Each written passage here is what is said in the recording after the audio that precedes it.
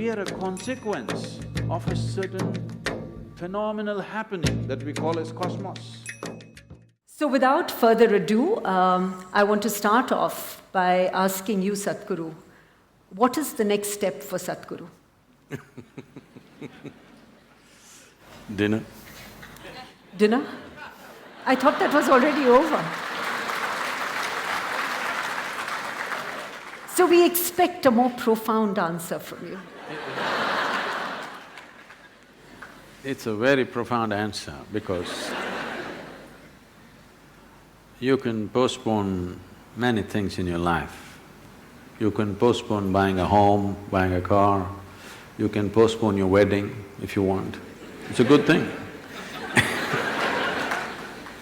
You can postpone your divorce, good to postpone your death, but you can't postpone your dinner. Right now, this is the ugliness which is happening in this country. A whole lot of people are postponing their dinner today. This is the horrible situation that's happening. So, do not consider dinner as not so profound. It's very profound. If you're eating 10 times a day, it's not profound. If you're eating once or twice a day, it is quite profound. So you say something which is, which is very close to my heart. You talked about dinner. No, dinner is about my stomach, not my heart. Okay, we'll get to the heart through your stomach. We live in a world of contrasts, at least as I perceive it. There is obviously the rich and the poor, there are the ones who are impoverished and the satiated. We live in a country where 300 million people go to bed hungry every night. How do we deal with these big social issues? And what is the one message that you would like to give to all of us, where we as individuals can make our own little, big, whatever contribution to being part of the solution rather than waiting for somebody else to do something? Now you're immediately getting into the missionary mode. We can try a little bit of that. Yes, it's a serious problem and an unfortunate problem because we're living in a land which has over 12,000 years of agricultural history, probably the only place on the planet like this. As far as I know, except a few other places in South America, nowhere else on the planet was agriculture organized 12,000 years ago.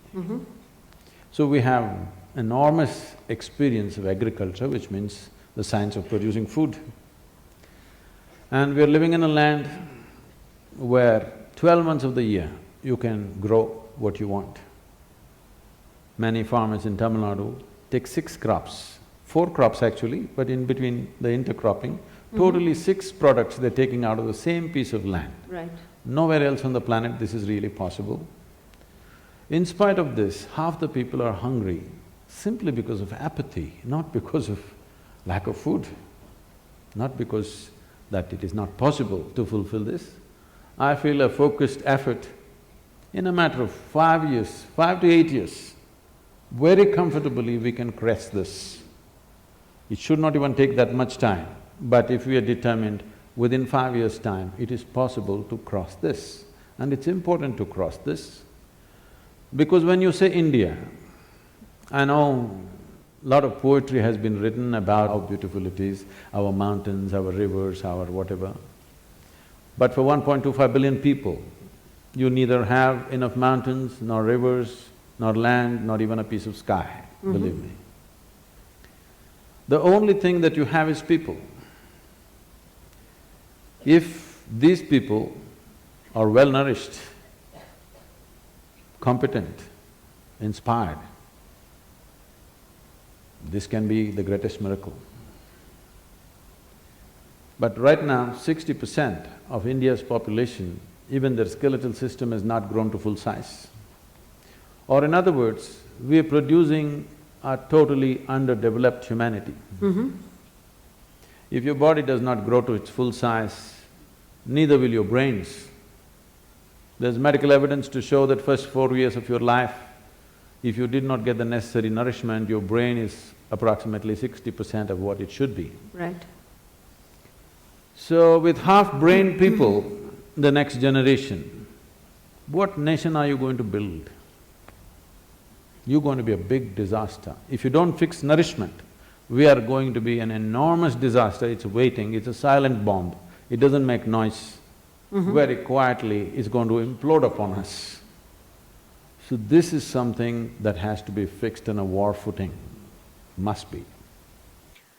So what is the role? I know all of us as individuals have a role to play. We are all part of a corporate, an academic institution, part of a community and a society.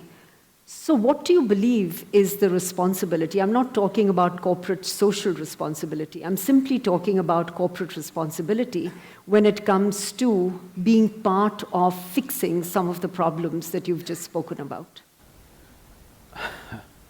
No, we are very much involved with nourishment, education, health of the rural populations. I've been talking to many leading lights. Not much light out there.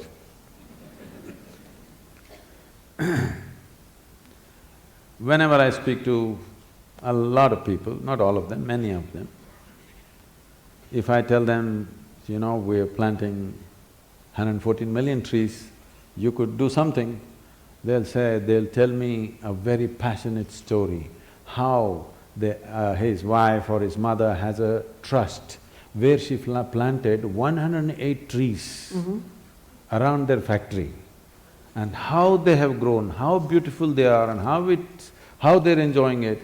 In all this passion, I just, okay, what's there to say?